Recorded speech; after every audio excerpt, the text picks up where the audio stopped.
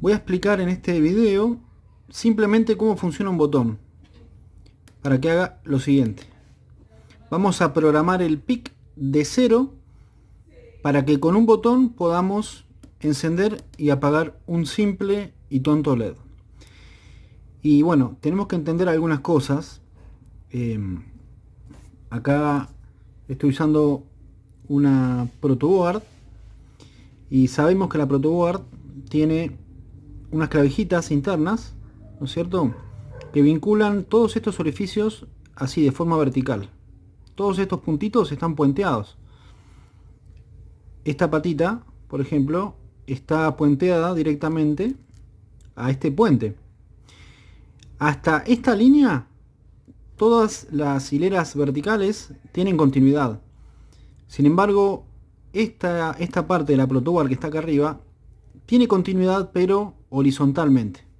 Eso significa que si tengo positivo acá, como bien está identificado en el protoboard, positivo, este positivo va a estar presente en todos estos puntitos de forma horizontal hasta esta punta.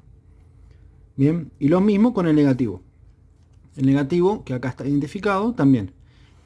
El que está identificado como negativo, porque yo puedo conectar positivo acá y negativo acá, y sin embargo va a funcionar igual. O sea, no es que necesariamente acá hay positivo y acá hay negativo. Eso lo determino yo cuando le conecto algo. Acá, por ejemplo, conecté una fuente pedorra de 5 voltios. Y está configurada en 5 voltios. Y bueno, el positivo coincide justo con la hilera de abajo y en color rojo, ¿no? Entonces, estas partes, y esta también es igual, tienen continuidad de forma horizontal solamente. Y de esta línea a esta línea, a la división esta, todos estos puntitos tienen continuidad de forma vertical. Y acá igual. Todos estos tienen continuidad. Pero esta continuidad que hay en esta hilera, en esta fila, digamos, no continúa acá, ¿bien? Sino que simplemente comienza acá y termina acá. Entonces estos 5 puntitos tienen continuidad. Por eso, según la configuración que tengo ahora, el microcontrolador PIC 12F629 tiene la patita número 1 conectado positivo de alimentación, 5 voltios, que están presentes, como les decía, a lo largo de toda esta línea horizontal. Y acá también, porque esta fuente tiene justo esa particularidad, que es una fuente para protoboards. Entonces le podés hacer coincidir los negativos y los positivos. Entonces pasa lo mismo de este lado. Bien, la patita 8 del PIC 12F629 va conectada a negativo. Y eso es lo que sucede acá. ¿Sí? La línea azul representa el negativo. Entonces horizontalmente el negativo está conectado acá. Acá y acá arriba, ¿no? Por la fuente. Entonces el microcontrolador PIC está alimentado. Bien, con positivo y con negativo. Pero hay un par de resistencias. ¿Qué hacen estas resistencias? Bueno, por un lado tenemos la resistencia limitadora de corriente para que el LED funcione con 5 voltios. El PIC trabaja con entradas y salidas digitales. Eso significa que trabaja con unos y ceros digitales. Los unos corresponden a 5 voltios. En realidad corresponden a, creo que son de 4 voltios a 5 voltios. Eso lo considera un 1 y un 0. Simplemente es que no existe el 1. No necesariamente significa que hay negativo. Eso hay que tenerlo claro, ¿sí? Un 0 no necesariamente significa que hay negativo, sino que significa que no existe el 1. Ahora bien, el LED está conectado directamente a la patita de salida del microcontrolador PIC. Esta patita la configuramos como salida. ¿Por qué? Porque la estamos utilizando para sacar un dato que va a ser representado de forma luminosa por este LED, que es lo que estamos haciendo. Algo que no sucede con el botón. El botón está utilizando una patita, pero como entrada, porque yo le estoy metiendo un pulso, un 1 digital, o un 0. Un 1 o un 0. Entonces, el 1 proviene de este tact switch, que está conectado a positivo, a los mismos 5 voltios que está conectado el PIC como alimentación. Entonces yo le proveo pulsos de 5 voltios que son datos de entrada, es información que le ingresa al micro. Entonces el micro, según el programa que le hicimos, toma la decisión de encender el LED, o sea, sacar un 1 en base a la información que recibe. Él toma la decisión. Entonces vamos a analizar cómo hacer el programa, y hay algunos fenómenos que se dan a rápida velocidad que no nos damos cuenta que están sucediendo. Sin embargo, los tenemos que tener en cuenta para el programa. Acá simplemente vemos un LED que se prende y se apaga con un botón, pero se dan varios fenómenos. Por ejemplo, si yo agarro y quito esta resistencia que está en la pata de entrada del micro, ¿sí? Al micro que le entra este cablecito amarillo que viene desde el botón y esta resistencia que está conectada a negativo. Pero si yo saco la resistencia que está conectada a negativo, ¿qué pasa con el LED? Bueno, esta resistencia se llama pull down, ¿sí? Eso significa que empuja hacia abajo. Es una resistencia que fija a la patita que está escuchando qué es lo que pasa a la entrada, la está fijando a negativo. El botón tact switch es normal abierto. Eso significa que ahora no se está reteniendo un pulso positivo y por eso enciende el LED, sino que el pulso positivo aparece solamente cuando lo estoy presionando, y cuando suelto el pulso deja de existir en la patita número 4. Entonces si yo presiono y sostengo, ahí está con un 5 voltios ahí, con un 1 digital, pero al soltar deja de existir ese 1 digital, y bueno, el micro, según el programa que tiene, toma la decisión. O sea, la decisión la toma luego de escuchar el pulso de entrada. Mientras tanto no hace nada, pero si yo suelto, ahí es donde toma la decisión. Eso lo vamos a ver en el programa. Ahora estoy hablando de la resistencia pull down. La resistencia pull down se utiliza cuando estamos escuchando una patita de entrada con pulsos positivos, pero también podría ser que lo que nosotros necesitamos escuchar son pulsos negativos. Entonces, en lugar de administrar positivo con el botoncito, estemos administrando negativo. Nosotros podemos hacer escuchar a las patas del micro ya sea un pulso positivo o un pulso negativo. Y dependiendo de lo que queramos escuchar, estamos atentos ahora a 5 voltios, necesitamos una resistencia, ya sea pull down, como en este caso, o pull up, si es el caso en el que estamos escuchando un pulso negativo. ¿Por qué? Porque si no está esta resistencia, esa pata queda en el aire y recibe cualquier descarga del aire o cualquier fluctuación en la fuente. O sea, esa pata queda totalmente súper sensible a lo que suceda incluso en el aire, ¿sí? O a mis dedos o a lo que pase en el entorno. Ahí,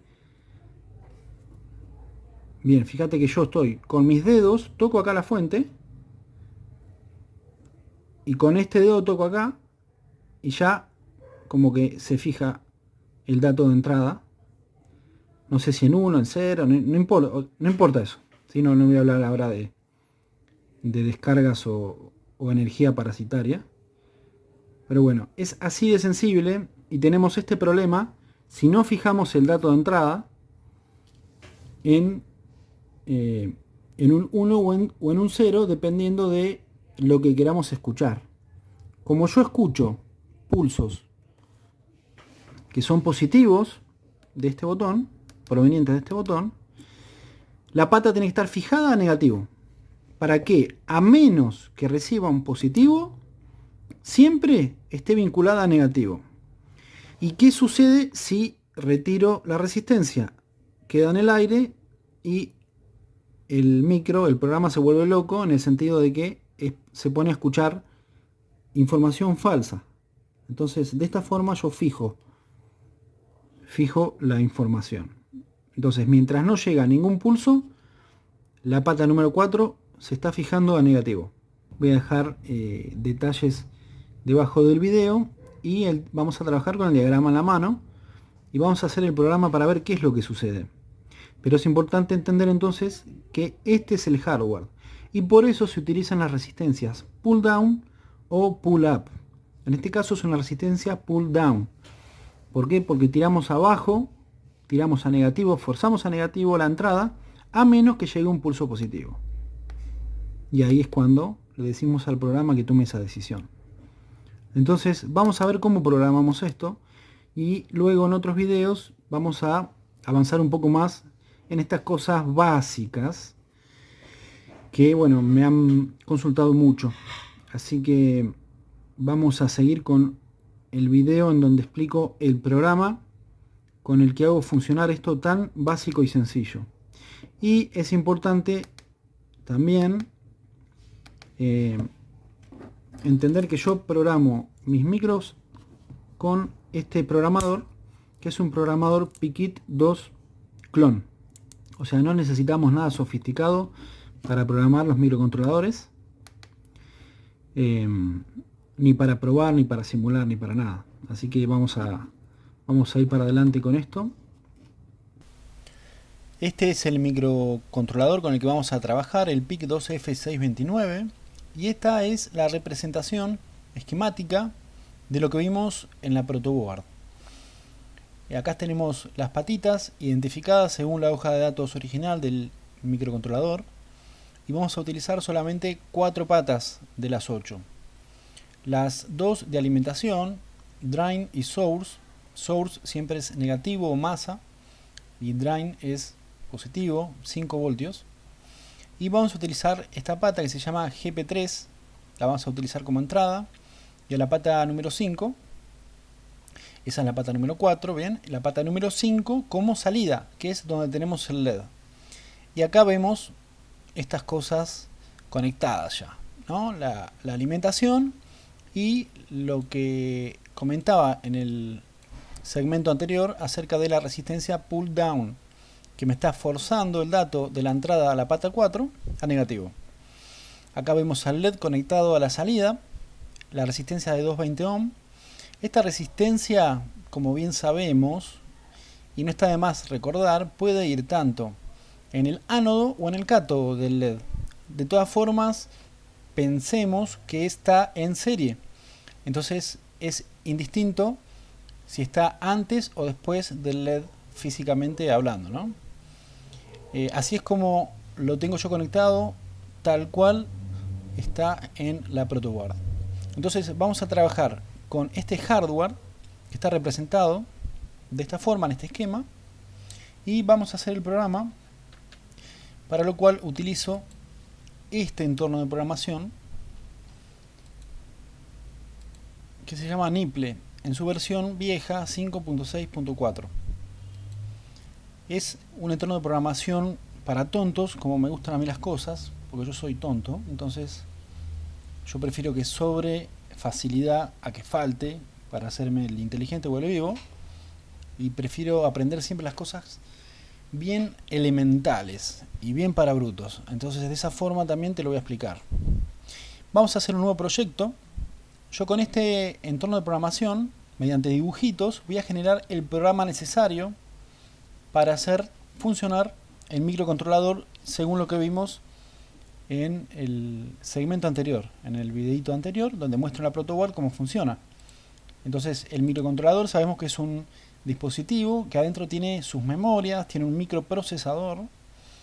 He escuchado muchas veces que al microcontrolador le dicen microprocesador, sin embargo está mal. El micro es un microcontrolador que internamente tiene un microprocesador y tiene memorias, buses, etc.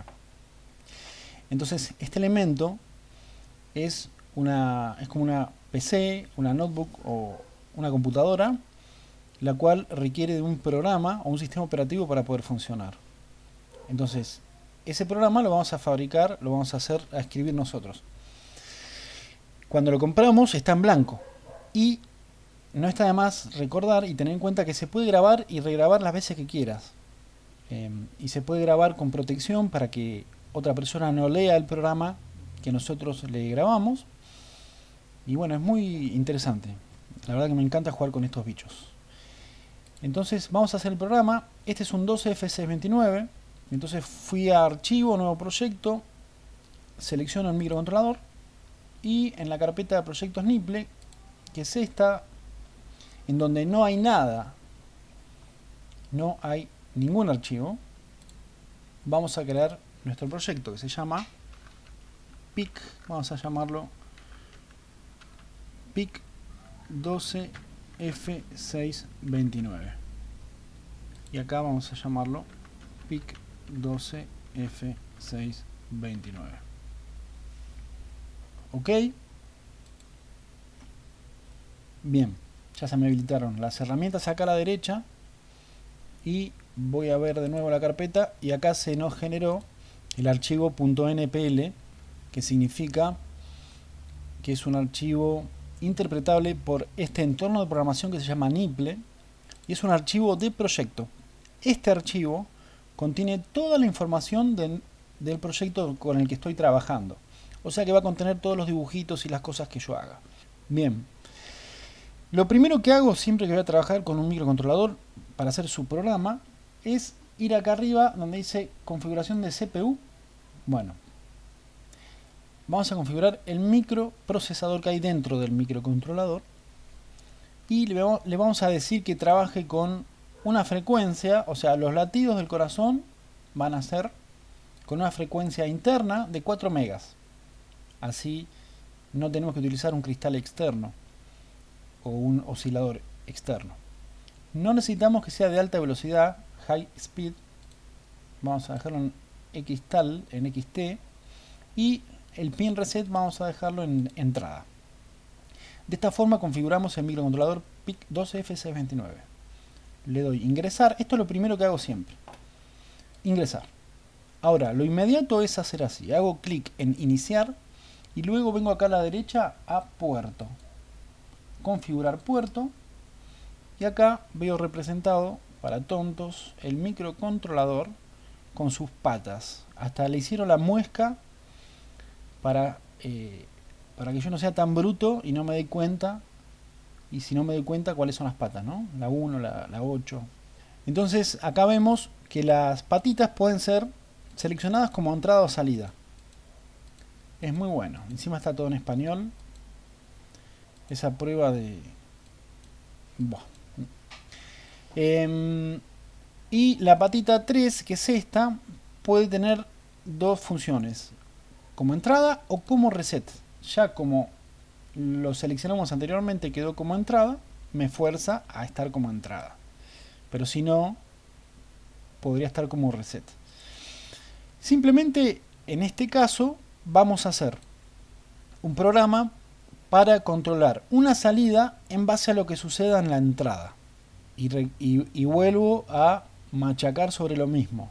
La pata número 4 va a estar escuchando un pulso positivo, un 1 digital. Entonces debemos estar forzándola permanentemente a negativo para que no obtenga lecturas falsas, ni del aire ni de nada. Entonces para eso es que forzamos el dato en la pata número 4 con una resistencia pull down, en este caso de 10K. Si el dato que escucho por la pata es negativo, la resistencia esta tendría que estar conectada a positivo. Sería una resistencia pull up, ¿sí? De subida. Bien, vuelvo al programa. Una vez que tengo las patas de este modo configuradas, estas como no las voy a utilizar, siempre las dejo como salida, para que el tipo no esté escuchando nada de gusto, digamos, a pesar de que por programa no lo voy a hacer escuchar nada, no quiero que le entre nada. Entonces la dejo configurada como salida y me quedo seguro en eso, me quedo tranquilo, perdón. La patita número 3 obligatoriamente es entrada y esta, que es donde conecté el LED, va a ser salida también. Entonces lo dejo así como está, ok. Ahora voy a poner una etiqueta que diga nueva etiqueta inicio, ¿no? La etiqueta simplemente es una marca que yo pongo como parte de un recorrido, ¿no es cierto? Este recorrido tiene que ver con el programa. Cuando yo alimento el microcontrolador ¿qué hace? Al iniciar, viene acá, configura las patitas, se fija cómo las configura, como tienen que estar configuradas, perdón, y luego continúa hacia abajo en estos dibujitos. Inicio entonces es una marca que yo pongo. No es parte del programa, sino que es un indicador para mí. No va a hacer nada. O sea, este inicio no va a ir a parar adentro del microcontrolador, sino que es parte de mi orden, de mi organización visual. Ahora, ¿qué tengo que hacer yo? Tengo que decirle al micro que esté escuchando a la patita número 4. ¿Cómo hago eso? Bueno, vamos a ver primero cómo se llama esa patita, ¿no? Esa patita, ¿cómo se llamaba? La número 4, A3 dice acá, ¿no es cierto? Si voy a ver el esquema, se llama GP3. Pero bueno, yo sé que es la patita número 4. Entonces, A3, que es la patita número 4, es el botón. Ese A3 yo le puedo poner el nombre botón, pero no lo voy a hacer ahora para trabajar más fácilmente y rápido, porque si no, no termino más este condenado video. Cierro. Yo sé que esta se llama A3 y esta se llama A2. Entonces voy a ponerme a escuchar con una condición. Vengo acá a la derecha, condición, el bit, porque puedo también trabajar con registros, pero no. Las patitas son bits. Todas estas patitas son bits. Todas estas patitas corresponden a un puerto que es un registro. Pero voy a trabajar a nivel bit, a nivel patita. Hay bits que no corresponden a patitas, pero en este caso sí. Entonces ese bit se llama GP3. ¿Sí? Como vemos acá, según la hoja de datos, se llama GP3. La otra es GP2. Entonces, el bit GP3, la patita GP3, ¿es igual a 1? Si es igual a 1, va a hacer algo. Y si no es igual a 1, va a hacer otra cosa. Si es igual a 1, ¿qué quiero que suceda si es igual a 1? Quiero que prenda el LED. O sea que si es igual a 1 la patita GP3, quiero que se ponga en 1 la patita GP2. Si llega un pulsito de 5 voltios a la patita número 4, quiero que salgan 5 voltios por la patita número 5. Entonces, ¿cómo hago eso? Primero, pregunto, porque estoy escuchando. GP3, ¿es igual a 1? Si es igual a 1, vengo acá a la derecha, asignar valor. Esto tiene que estar seleccionado. Si esto no está seleccionado, pasa lo siguiente. Me pregunta. Pero entonces yo lo dejo seleccionado para seguir con el diagrama de flujo, para seguir conectando los siguientes dibujitos. Entonces, asignar valor. Le voy a asignar un valor a un bit, que se llamaba GP2. Que es donde está conectado el LED, GP2. Entonces, GP2 quiero que se ponga en 1. Ahí vemos que hay un sí. Entonces, GP3 es igual a 1. Este dibujito es una pregunta. Es igual a 1. Entonces GP2 que se ponga en 1. Pero si no es igual a 1, que vuelva a inicio. Entonces, si no es igual a 1, va a estar preguntando permanentemente. Va a estar con la oreja parada como una vieja chusma, ¿no? Escuchando. Y cuando se pone en 1, activa la salida. Pero, ¿qué vimos que sucede en el programa? Aprieto el botón, enciende. Pero lo vuelvo a apretar y apaga. Eso vimos que hacía en la protoboard, ¿no es cierto? Entonces, ¿cómo hago mi programa? Voy a hacer así. Voy a verificar si la salida GP2 ya está encendida. ¿Para qué? Para apagarla. Bien. Entonces, esto tiene que suceder cuando yo estoy escuchando que entra un pulso. Luego, entonces, de que entró el pulso, puede continuar el programa. Entonces lo que hace el botón no es prender un LED o apagar un LED. Lo que hace el botón es permitir que el programa continúe. Eso hay que entenderlo de esa forma bien básica y elemental, porque eso se puede prestar a confusión. Lo que hace el botón no es prender el LED, porque el botón no le está enviando 5 voltios al LED, sino que lo que hace el botón es habilitar la siguiente parte del programa. Habilita y permite que el programa continúe en lugar de dar vueltas como loco en un ciclo infinito como una vieja chusma, escuchando qué es lo que pasa por la patita número 4, que es GP3. Entonces, luego de que el botón recibió un pulsito, el programa puede continuar. Y ahora, para continuar, tengo que verificar otra cosa, que es si el LED está o no encendido. Porque si lo encendí y luego vuelvo a escuchar al botón, lo va a querer encender de nuevo. Pero yo, según vimos en la protoboard, enciendo y apago el LED con el mismo botón. Entonces, entendiéndolo esto a nivel bruto, es así. Bien, primero preguntamos. Una vez que se da la condición de que el botón fue presionado, podemos continuar. Y vamos a continuar preguntando otra cosa. Condición. Vamos a preguntar si el bit GP2 está en 1. Si está en 1, ¿cuál es GP2? El LED, la salida del LED, la patita 5, GP2. Eso significa que si el LED está encendido, ahora que el programa continuó, ¿no es cierto? Si el LED está encendido, quiero que lo apague. Entonces voy a poner este dibujito, lo dejo tirado por acá y dejo seleccionado acá. Vengo acá a la derecha, asignar valor a un bit, porque es en este caso una patita. Quiero que GP2 valga un 0. Entonces, ¿el botón fue presionado? Sí. ¿La salida del LED es igual a 1? No. O sí. En este caso, si es igual a 1, bueno, quiero que la apague. Pero si no es igual a 1, quiero que la encienda. Y luego de hacer eso, quiero que vuelva a preguntar si el botón fue presionado. Entonces voy a hacer saltar a la etiqueta, vengo acá a la derecha, saltar etiqueta, inicio. Entonces ahí va a hacer eso el programa. Va a escuchar al botón. Si entró un pulso, sale de este ciclo infinito y verifica si el LED está encendido o no. Si está encendido, lo apaga. Y si está apagado, porque es igual a 0, ¿no es cierto?, lo enciende. Y vuelve a inicio. Esto es lo mismo que si yo hiciera así. Desde acá tiro una flechita y tiro otra flechita. Es lo mismo.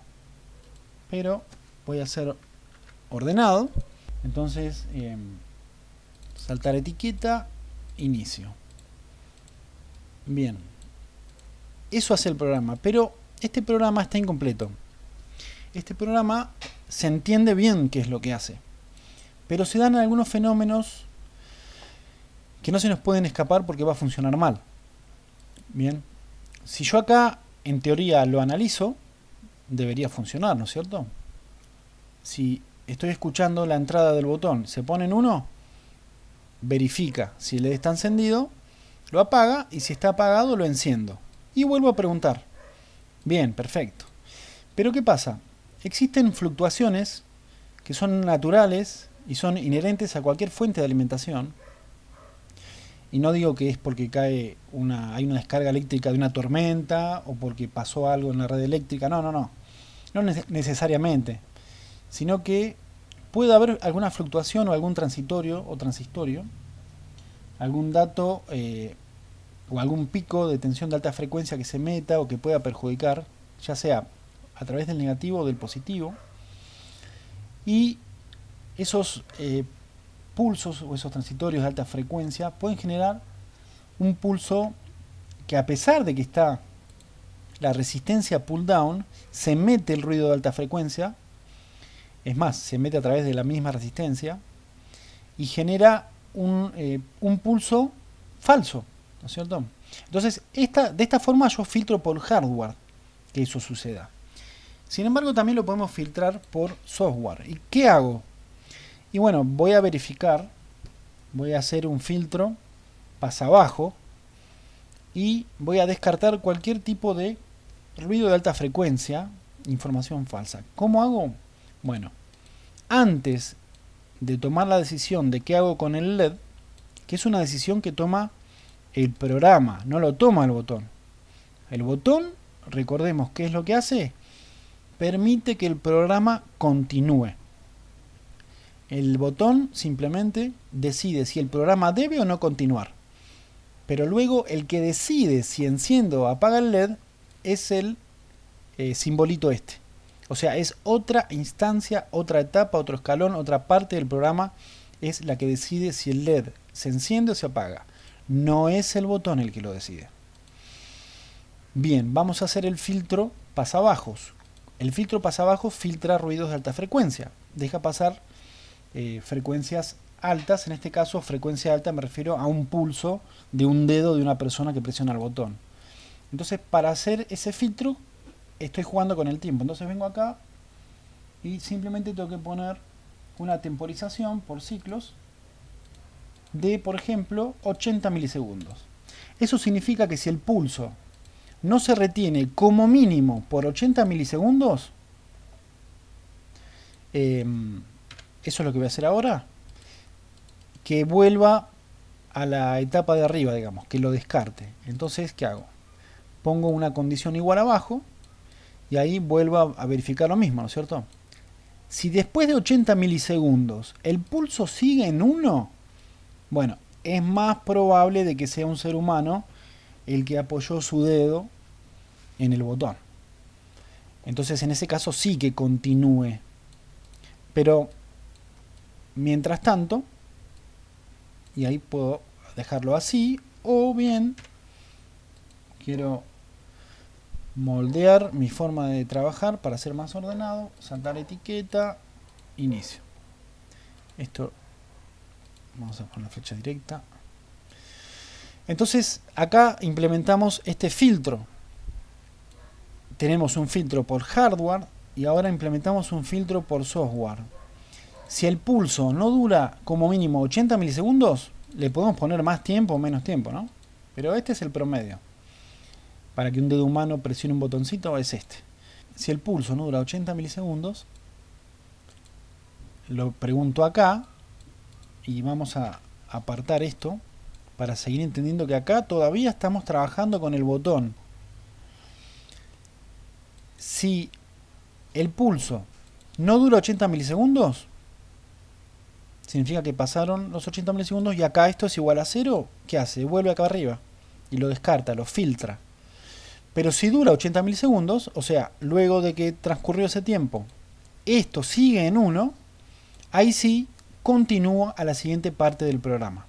Entonces, todo esto tiene que ver con el botón. Todo esto tiene que ver con el botón.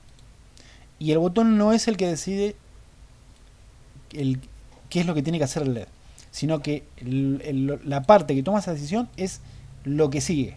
El botón simplemente lo que hace es salir de esta rutina infinita, que es de escuchar. Entonces, detectó que es un ser humano y vino y el programa dijo, bueno, el botón permitió que esto continúe, entonces me fijo, el LED está en 1, lo pongo en 0 y si está en 0 lo pongo en 1 y vuelvo a inicio, a escuchar el botón. Eso es lo que hace este programa. Pero ahora hay otro fenómeno que se puede dar. ¿Cuál es el fenómeno? El fenómeno es que el dedo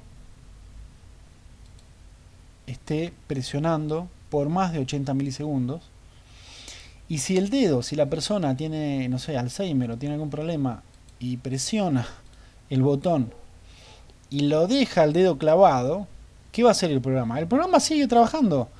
Entonces van a pasar 80 milisegundos y el tipo está con el dedo, insiste, está el dedo clavado ahí, pasan 80 milisegundos, toma la decisión, prende o apaga el LED y vuelve acá arriba y como está en 1 todavía, vuelve a tomar la decisión de prender o apagar. Entonces vamos a ver que el programa va a tener un funcionamiento errático, no va a ser preciso. Y eso sucede ¿por qué? Porque no estamos verificando si el tipo soltó el botón.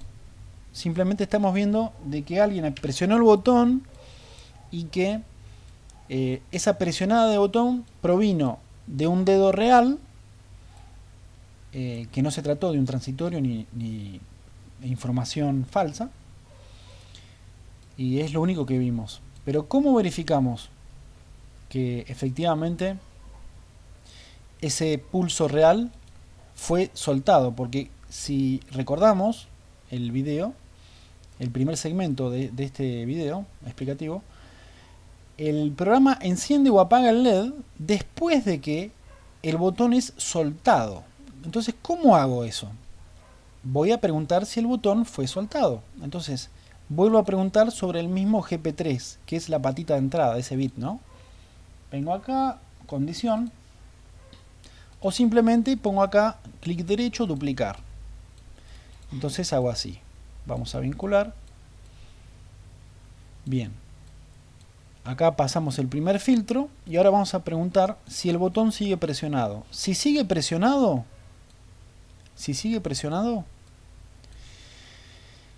quiero que quede loco el programa. Y si es soltado, ahí sí quiero que tome la decisión la siguiente instancia del programa.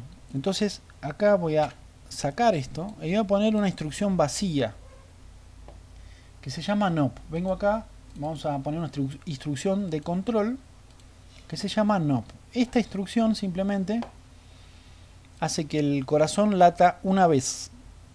La oscilación interna trabaja a muy alta velocidad. Al estar configurado nuestro programa en 4 megas, según la naturaleza de este componente, de este microcontrolador, se divide en 4 la velocidad. Y un megahertz significa que cada paso que da el programa demora 1 microsegundo. Eso es muy poco tiempo. Entonces estos NOP simplemente hacen que el programa pierda 1 microsegundo. Pero yo no busco perder microsegundos ni nada. O sea, igual tampoco me afecta. Sino que lo que quiero hacer es que verificar si el tipo soltó el botón para poder continuar con el programa. Entonces hago así. Si el tipo no soltó, que quede loco en esta parte. Esto también lo podría hacer con una etiqueta. En lugar de un NOP, por ejemplo, vamos a borrar el NOP. Vamos a poner una etiqueta que se llame retención.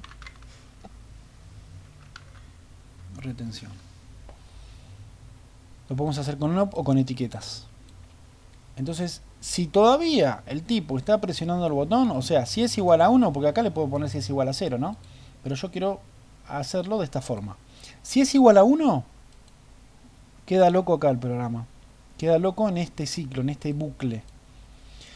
Pero si GP3, luego de pasar por este filtro, es 0, significa que el tipo soltó el botón, ahí sí le digo que tiene que seguir el programa. Bien, entonces todo este es el filtro y lo necesario para que el botón sea escuchado y se comporte como lo vimos en la protoboard. Todo esto es necesario. Y lo que hace el botón, vuelvo a repetirlo, no es prender el LED o apagar el LED. El botón lo que hace es permitir que el programa siga. Y lo que permite o lo que decide qué es lo que hace el LED es esta parte del programa. No es el botón. El botón simplemente libera al microcontrolador de su rol de vieja chusma. ¿Por qué? Porque ya escuchó que entró un pulso. Y escuchó que ese pulso desapareció. ¿Por qué? Porque estamos pensando el programa en cámara lenta. Estamos pensando el programa en profundidad. Instancia por instancia. Y así hay que pensarlo. Si no, nos va a ser muy difícil trabajar. Entonces todo esto tiene que ver con el botón. Y todo esto tiene que ver con qué es lo que sucede cuando el botón se suelta. Luego de que de que la vieja terminó de escuchar la entrada, bueno, le dice a alguien más que está dentro del micro que vea qué hace. Si está prendido, que lo apague, y si está apagado, que lo prenda. Entonces, este es el programa. Una vez que tengo el programa listo, ¿qué hago? Aprieto F12 o vengo acá y pongo generar código assembler. Si bien veo acá, el proyecto NPL está solo el archivito ahí. Ahora voy a generar el assembler, que es en base al cual se genera el hexadecimal, que es el que va para el micro, en realidad para el programador, generar código assembler, acá le pongo codificar, fíjate que esto es lo que ocupó de memoria y las líneas que se van a escribir.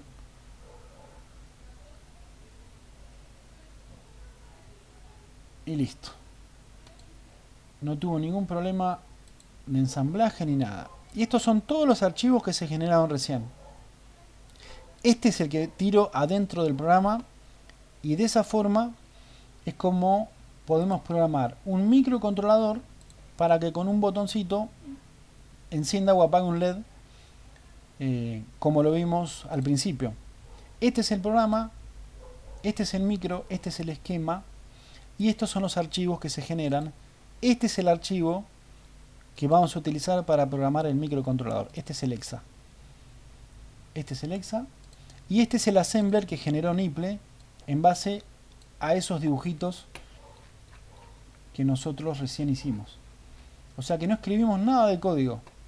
Simplemente, bien a lo bruto, trabajamos con, bien a lo elemental digo, trabajamos con dibujitos de tomas de decisión, 80 milisegundos de tiempo, etiquetas que nos organizan un poco la vista y el orden de las cosas, y asignamos valores de un 1 a un 0 a las patitas de el micro, que son bits. Entonces de esa forma trabajamos. Más adelante, bueno, vamos a ver cómo modificar este tiempo, cómo hacer que el LED encienda y apague de forma automática, etcétera. Pero esto es lo más elemental, que espero te saque muchas dudas. Te invito a que lo repitas las veces que sean necesario y que lo hagas paso por paso y te tiene que funcionar. Porque así es como hice el programa para que funcione como lo vimos en la protoboard. Les mando un saludo.